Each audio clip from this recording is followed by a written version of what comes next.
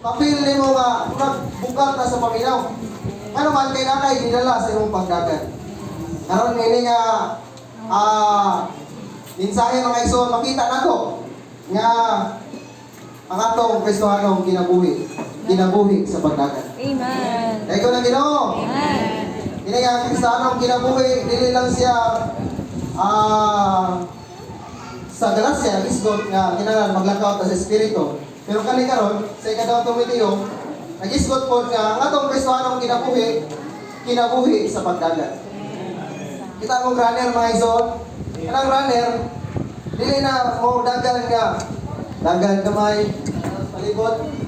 Dagan gamay tanaw sa mga langkang uy bapo talanawon, bapo view bang na spark ka.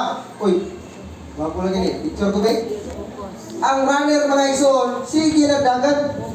Nga naman dunay tumong nga gusto dakon mga igsoon. Amen. Dahil ko na kanong Ginoo. Ang atong pagdagan dili nga murag wala tay tumong. Ang atong pag-apil sa Churches Fellowship karon dili murag wala tumong.